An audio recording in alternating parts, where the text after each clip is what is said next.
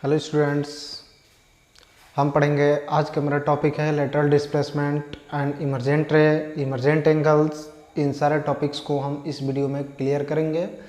ठीक है, तो जिसने भी मेरे चैनल को, जो भी नए हैं, वो सब मेरे चैनल को सब्सक्राइब कर लें। ठीक है, ताकि जितने भी वीडियो मैं बनाऊँ उसके पास नोटिफिकेशन चला जाए, बेल आइकन्स को भी दबा दें।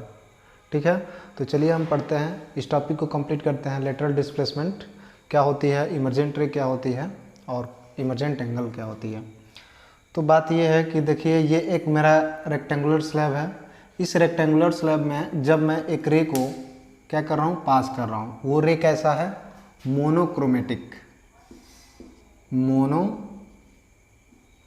मोनोक्रोमेटिक। ठीक है, ये मोनोक्रोमेटिक रे है। मतलब मोनोक्रोमेटिक रे का मतलब होता है एक कलर का। ठीक है, एक ही कलर का होना चाहिए। तो जब वो लाइट पास हो रही है इस किसी ग्लास स्लैब से, रेक्टेंगुलर ग्लास स्लैब से, तो हम जानते हैं कि जब वो डेंसर में जाती है, ये मेरा रेयर मीडियम हुआ, रेयर से जब ये डेंसर मीडियम में जाती है तो हम जानते हैं कि ये नॉर्मल की तरफ बेंड हो जाती है। तो देखिए, ये नॉर्मल की तरफ बेंड हो गई है। इसको जाना चाहिए था सीधे ऐसे, ये मेरा ओरिजिनल पाथ है। ठीक है, तो हमको तो इसको जाना चाहिए था ऐसे, लेकिन ये क्या हो गया, ये नॉर्मल की तरफ बेंड हो गया। क्यों बेंड हुआ? क्योंकि ये डेंसर मीडियम में आया है। ठीक है, और इसको क्या कहते हैं, इसको हम रिफ्रैक्टेड रे कहते हैं। क्या कहते हैं? रिफ्रैक्टेड रे। रिफ्रैक्टेड रे कहते हैं। ठीक है, तो ये हो गया मेरा रिफ्रैक्टेड रे। तो अब ये देखिए, ये लाइट फिर यहाँ से आके यहाँ से फिर चेंज हो रह जा रही है। ये किस में, ये कौन सा मीडियम है? तो रेयरर मीडियम है। ये रेयरर मीडियम है। ठीक है, तो जब रेयरर, स्पेलिंग गलती हो जाएगा तो देख लीजिएगा, रेयरर मीडियम है ये। तो जब रेयरर मीडियम में आएगी लाइट, जैसे डेंसर से जब रेयरर मीडियम में आती है तो ये नॉर्मल से क्या हो जाती है, दूर की तरफ चली जाती है, अवे हो जाती है। ठीक है, तो जो ये मेरा इमरजेंट रे होता है, क्या होता है, इसी को हम कहते हैं इमरजेंट रे। Emergent ray. ठीक है, तो ये होती है मेरी इमरजेंट रे। तो हम लेटरल डिस्प्लेसमेंट कहते किसको है? तो ये जो मेरा जो ये इंसिडेंट एंगल, जो ये इंसिडेंट रे, जो ये जो सीधे जो ओरिजिनल जो निकल रही है, जो फॉरवर्ड किया जा रहा है इस ग्लास स्लैब से आगे की तरफ, इसी को क्या कहते हैं, इन दोनों के बीच की जो परपेंडिकुलर जो ये डिस्टेंस होती है, इसी को लेटरल डिस्प्लेसमेंट कहते हैं। मतलब ये जो मेरे इमरजेंट रे है और ये जो पाथ है, ओरिजिनल पाथ जो है इंसिडेंट का, इसी को क्या कहते हैं, इन दोनों के बीच के जो डिस्टेंस होता है उसी को हम लेटरल डिस्प्लेसमेंट कहते हैं। ये चीज़ें समझ में आ गई। अब देखिए, यहाँ से जो लाइट आई है इसको हम आई से डिनोट करते हैं क्योंकि ये इंसिडेंट एंगल है, और ये जो आती है ये भी रिफ्लेक्टेड एंगल है और ये भी रिफ्लेक्टेड एंगल होगा। देखिए, ये दोनों आपस में लाइनें, ये और ये नॉर्मल है, दोनों आपस में बराबर है, और दोनों को ऐसे मिला दिया जाए तो ये क्या हो जा रहा है, ये आर है, ये भी आर है। जेड एंगल से अल्टरनेट एंगल से क्या हो जाएगा, ये दोनों आपस में इक्वल होगा। तो ये रिफ्लेक्टेड एंगल, ये रिफ्लेक्टेड एंगल इक्वल होगा। ठीक है, और ये भी जो एंगल है इंसिडेंट एंगल और इमरजेंट एंगल, ये भी क्या हो जाएगी, आपस में बराबर होगी। तो कहेंगे क्या कि इंसिडेंट एंगल जो है बराबर है इमरजेंट एंगल के। ठीक है, ये चीज़ समझ में आ गई। ये होता है इमरजेंट एंगल और ये होता है इंसिडेंट एंगल। ये क्या होता है, आपस में बराबर होता है। इस केस में तब क्या होगा, जब ये बराबर हो जाएगा तो ये दोनों आपस में लाइन पैरेलल हो जाएगी। ठीक है, पैरेलल होने के बाद ये दोनों के बीच के जो डिस्टेंस होता है उसी को हम लेटरल डिस्प्लेसमेंट कहते हैं। ठीक है, अब चलते हैं हम कुछ फैक्टर्स इसके पढ़ते हैं।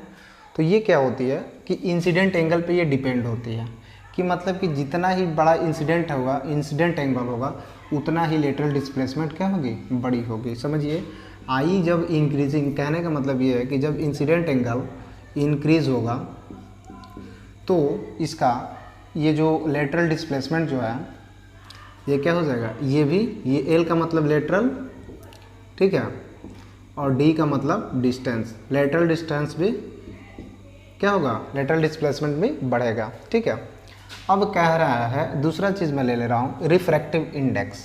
रिफ्रैक्टिव इंडेक्स को एन से डिनोट करते हैं और, ठीक है, तो जब रिफ्रैक्टिव इंडेक्स जिसका ज़्यादा होगा, जितने ही रिफ्रैक्टिव इंडेक्स होगा उतने ही क्या होगा, लेटरल डिस्प्लेसमेंट भी होगा। मतलब ज़्यादा रिफ्रैक्टिव इंडेक्स का स्लैब रहेगा तो ज़्यादा ही इन दोनों के बीच क्या शिफ्टिंग होगा, मतलब ज़्यादा ही लेटरल डिस्प्लेसमेंट होगा। ठीक है, अब तीसरा चीज़ बताते हैं ये थिकनेस के बारे में, कि जितना ही मोटा होगा ग्लास का स्लैब जो है, जितना थिकनेस जितना मोटा होगा उतना ही क्या होगा, इन दोनों के बीच शिफ्टिंग होगा। मतलब कि ये दोनों क्या होगा, लेटरल डिस्प्लेसमेंट उतना ही बड़ा होगा। तो समझिए ये टी के जितना जब टी बढ़ाया जाएगा तो लेटरल डिस्प्लेसमेंट भी बढ़ जाएगा। ये सब क्या हो रहा है, ये सब डायरेक्टली प्रोपोर्शनल है। ठीक ना, कि जब थिकनेस ज़्यादा होगा तो लेटरल डिस्प्लेसमेंट भी बढ़ेगा। ठीक है, और चौथा चीज़ कि हम यहाँ पे मोनोक्रोमेटिक रे की बात किए हैं। अगर हम बोलते हैं violet colour, VIO, violet colour की बात करें, अगर हम वायलेट कलर इससे पास की जाए तो होगा क्या, उसमें सबसे ज़्यादा शिफ्टिंग होगा, क्योंकि उसका वायलेट कलर की जो वेवलेंथ होती है, वेवलेंथ वो बहुत ही छोटा होता है, बहुत ही कम होती है। ठीक है, तो वायलेट कलर की वेवलेंथ स्मॉल होती है, कम होती है।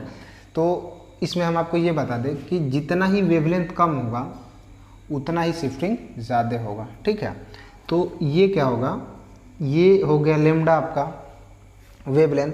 तो जितना ही कम वेवलेंथ होगा उतना ही इसका लेटरल डिस्प्लेसमेंट ज़्यादा होगा। ठीक है, तो इसीलिए जब हम वायलेट कलर को जब हम इससे पास कराएंगे तो इसका वेवलेंथ क्या होता है, कम होता है।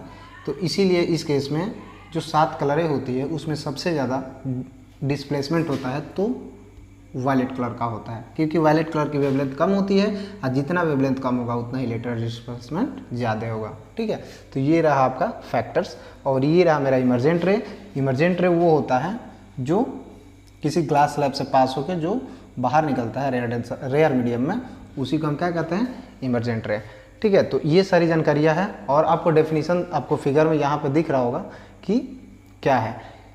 लेटरल डिस्प्लेसमेंट का आप डेफिनीशन देख लीजिए और इमर्जेंट रे का भी डेफिनीशन देख लीजिए। ठीक है, और इन फैक्टरों को ध्यान से रखिएगा क्योंकि आपके लिए बहुत ही ज़रूरी है।